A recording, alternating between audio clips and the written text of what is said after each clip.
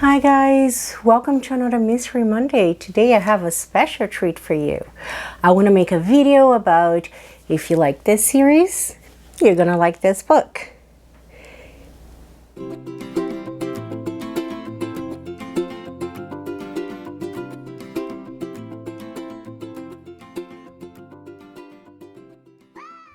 Well, I haven't been really watching TV or movies since the pandemic took the world by the storm, but I have been reading way more. And based on my personal takeaways from books and series, I started to draw some parallels into ones, and that's where the idea of this video came from. And I hope that you can find value in it. If you agree or disagree, comment down below. I can't wait to hear your opinions. But without much ado, let's get to it. So the first thing, I guess I am the queen of rambling, so there is a little more ado. And the ado that I want to mention is that some of these series are based on their books, and some of these books have series based on them. So I'm just going a little bit out of the obvious here. So it goes without saying that if a series is based on a book, I do recommend those books. And if a book is based on a series, go ahead and watch it as well. I'm just trying to expand and, look beyond the obvious. So the first recommendation I have is if you liked Twin Peaks season 1 and 2, I really think you are gonna like The 7 Deaths of Evelyn Hardcastle. This book, I do have a review and I'll link it up here. It was like a super crazy ride that no two people see the same thing. The characters are really out there and it goes beyond the obvious. The story told is based on characters, but the journey we go in is almost more than a combination of its parts. So even though it's very highly based on characters and reliant on characters for the narratives, and each character is its own person, the combination of them and how they interact, it just makes it very interesting. And on top of that, is just really, bizarre and requires your attention. So I do really think that if you like the first and second season of Twin Peaks, you're really gonna like The 7 Deaths of Evelyn Hardcastle. Now, what about Twin Peaks season 3? Well, Twin Peaks season 3, if you watch that, look, I love David Lynch, but that was even too out there for me. So that way, I think that if you really enjoyed the third season of Twin Peaks, you're really gonna like I'm Thinking of Ending Things by Ian Reid. I'm Thinking of Ending Things. It's a book that you really need to pay attention when you're reading, but it takes you on this crazy journey and you're very confused, pleasantly confused throughout the whole book. It basically tells a story about a couple, and they're going to visit the guy's parents.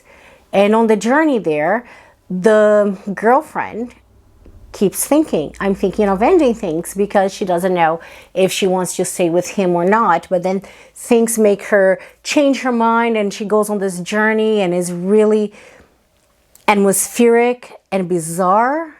And towards the end, if you miss a comma, you're not going to know where you are, and you're going to get whiplash because you are so confused. But you can't help but love the book anyway. And it is so I think that both the third season of Twin Peaks as well as I'm Thinking of Ending Things, it's our works that you probably need to visit and revisit at least 5 times before you kind of know where you are. And they both really allow you to make your own crazy theories and think deep and make connections with philosophical and psychological concepts. But that's just my take on it.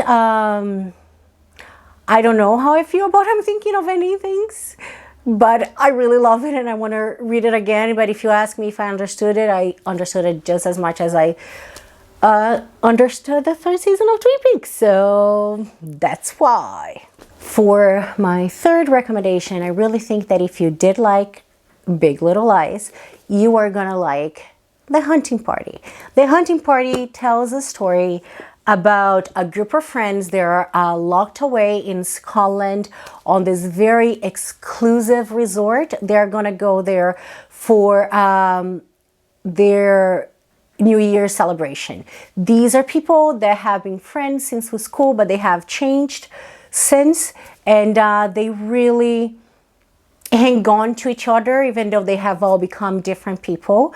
But one thing that even though now in real life they don't really see each other, they cannot let go of their New Year's tradition, which is to spend together. And every year someone takes turn and plans something. But the reason why I think it is similar to Big Little Lies is because you know a crime has happened from the beginning. You know that one of the people that you get to know is going to be the culprit, but you don't know who died or who committed it. And I think that if you like that, not only who done it, but how done it and who died mystery that you found in Big Little Lies was done superbly. I recommend the book and the series. But I do think that you can get some of the vibe with Lucy Foley's Hunting Party as well. And The Guest List. Both of them have a similar thing. But The Hunting Party is a really nice, easy read. I do think that I do prefer The Guest List by Lucy Foley, but I really enjoyed The Hunting Party as well. And I think now I'm getting to the groove.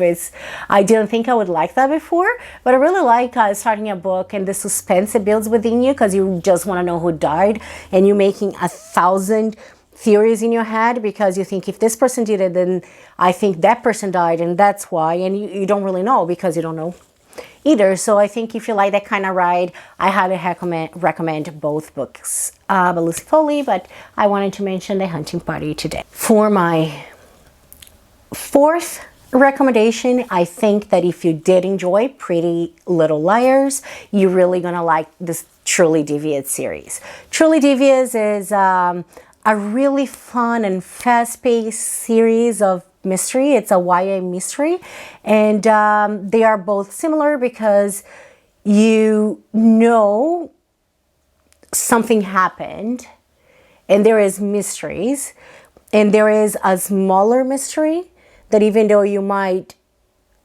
know exactly what happened with one of them by the end of the first season, for example, or by the end of the book, it is a mystery that spans throughout. So in Truly Devious, there is this very exclusive free school to people with extraordinary talents. So basically the powers that be select a few people and invite them to come to the school where they're going to get to really explore and have access to everything to make their talent flourish. This girl, Stevie, she is a really good detective and that's her passion, and she somehow gets invited to the school. And as you follow her journey in the school, you discover that she was probably recruited because the daughter of the guy that came up with this very exclusive school died decades ago, but that's a mystery that has never been solved. So obviously as Stevie gets there, she needs to know what happened to the girl. Did she die? Who knows? And if she did, who killed her? And what else happened and who was involved? But unfortunately, you don't get to find out at the end of the first book. You have to read 3 books to find that out. And because it's not really for me, this kind of investment in a mystery, it is something that I'm drawn to if the characters are right. And I really enjoyed the quirkiness and the vivacious of the characters in Pretty Little Liars. So I do think that the characters in here, even though it's not just a group of women, it's a mixed group, it's a co-ed group, I do think that these are just, you know, characters, I really enjoy the characters in Truly Devious. It made me think of myself when I was a teen, really, because I was that know-it-all that had no fear and thought the world was at my end and I could do everything I wanted because, why not? Nowadays, some people might call it reckless, but things work out for me, and I hope it works out for these kids in this book. Okay, so my next 3 ones might be a little bit of a stretch, but again, it's how I took both the series and the book to be. But I do think that if you enjoy How to Get Away with Murder, you're really gonna like Gone Girl by Gillian Flynn. This was like a freaky, crazy ride, okay? Like, if you haven't read this book, regardless of anything, read this book. I'm not even going to tell much about it because I don't want to ruin it, but basically, there's this couple. They're both kind of despicable, to be honest, so you don't even know if you like any of them, but anyway, the wife disappears, and in a very, very mysterious way, there's blood found and cleaned in her house. I really don't want to give spoilers, so I'll just leave it at that. But as the police investigates, we wonder if the husband did that. So we get, in the beginning of the book, we get to hear the story from both the husband's present point of view, as well as events and state of mind of the wife leading up to the moment she disappeared, through a diary that she has written, and it was found by the police. And after that, there is twist after twist after twist. I really enjoyed Gone Girl, but for me, the middle was, when I was getting to the middle, I was like, I don't know if the author knows where she's going. It was my first book by her, mind you. But I had this feeling, I don't know if I like the direction it's going, but then everything is tied beautifully with a bow at the end, and it brought it back completely. And that's why it reminds me of How to Get Away with Murder, because if you're not familiar, How to Get Away with Murder starts with a crime right in the beginning, and then you move backwards, and by the end of the winter finale, you get to know exactly who died, because you don't even know who died or what happened. But you get to go back to the moment through both the present time of what's going on, but also through, flashbacks. So it reminds me of the narrative, and I think that Nick and Amy served as this, flashback versus present until you find out what happened, but that's not the end of it. Because more happens with How to Get Away with Murder. We come back in the spring, and then we live to see and solve the final mystery by the end of the season finale. So I think the dynamic really of How to Get Away with Murder really reminded me of Gone Girl.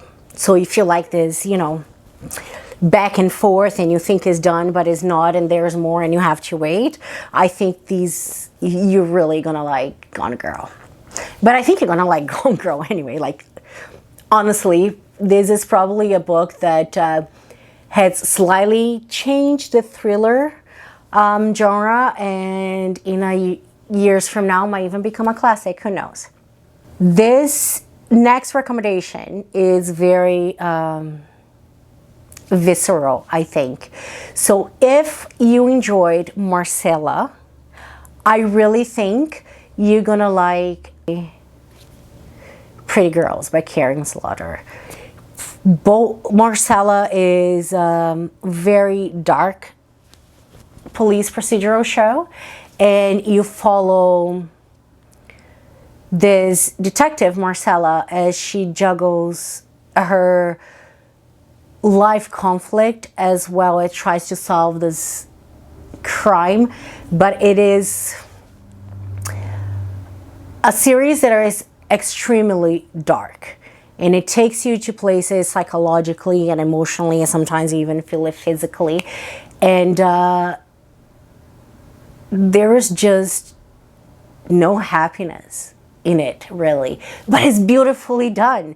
And that's why I think that you're really gonna like Pretty Girls, because Pretty Girls,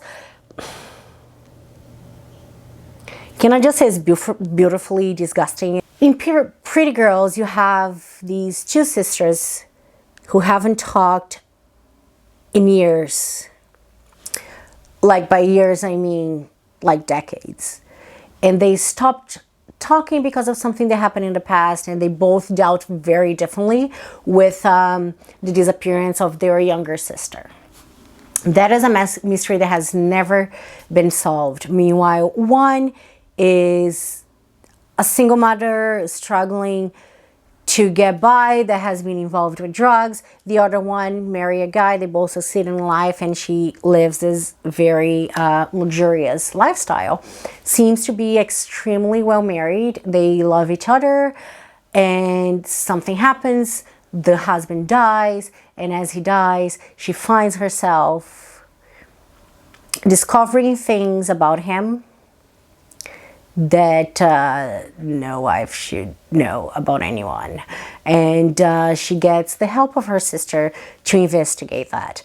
What goes forward is, I don't even want to take it away and give spoilers, but I really recommend this book for those of strong stomach, because this book is graphic and exposes the ugliness of whatever her husband's secret was. And there was minutes on this book that I had to close it, put it away, and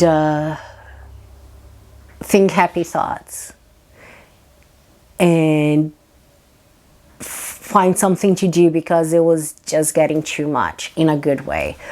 Overall, I really did enjoy the book. I just feel that this book is separated into parts.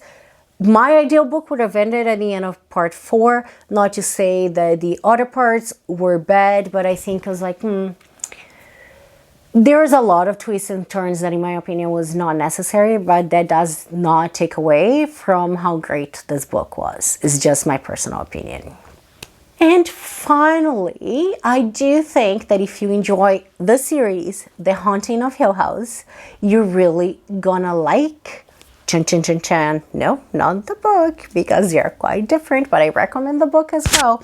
But I think you're really gonna like The Family Upstairs by Lisa Jewell. That's a curveball, isn't it? Well, yes, it is, but I'll tell you exactly why I think you're gonna like both. If you liked The Haunting of Hill House, the Netflix series, you're gonna like The Family Upstairs. Both of them start off one way and end similarly. The Haunting of Hill House, the first 5 episodes are terrifying. I was terrified, really afraid.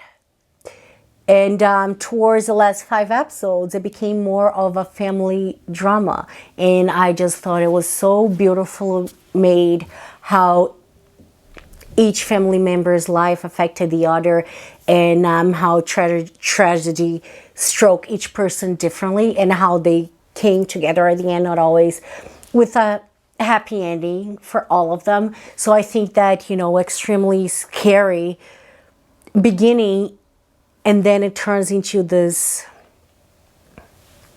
beautiful family and relationship dynamic drama, really stuck with me. That's how I remember my watching experience of The Haunting of Hill House. And when I was reading The Family Upstairs, that's it. It starts like as a crazy thriller with a crazy idea. So basically there's 3 narrators. We have our main girl that we know who she is by name. She just turned 25 and she inherits a house in a very posh Chelsea neighborhood in London. And as she gets to this house, she starts finding out about her past, because she was orphaned and adopted, and her family died of murder-suicide. And then we follow this woman, this mother currently living in Paris, that hears about that and needs to make her way back to England. We know her name at the present, but we don't know who she is from the story of what happened that led to the murder-suicide. And then there's a male narrator, and he's the one that reminisces and tells us about the tragedy that struck the house, and exactly why the family died and why they were affluent at one point and they basically died poor, with their house being the only thing they had left. And it mentions cult and how it affects the life of those especially vulnerable children who have no choice but to be part of, if that's what the parents choose. And I think it started off as this great thriller. You're trying to figure out who the woman in Paris is, who the guy is, which of the male characters he is, because you know both of them are probably using the wrong name. And the girl, like in the present, trying to know who she is and where she came from. And eventually they will meet, and that's why I think both are separate, because once they meet and all the stories converge, not only it makes sense, but you feel all the drama and all the tragedy and how it affected them all. And where do they go from here? And you end the book feeling happy for those with a happy ending, even though there is no true happy ending. But you also feel sad about everything that happened, and you wish it hadn't, because it could have been avoided. And it's just, that's why I think both of them were processed by me the same way. Because it starts as one thing, and then it turns into this just beautiful, poetic relationship drama. Well, that's what I had for this. I will upload it on Monday, which is today if you're watching this. If you kind of like this concept, let me know down below and I'll try to do more of these. I really had fun thinking about it, and I'll be better prepared next time. But until next time, be the hummingbird.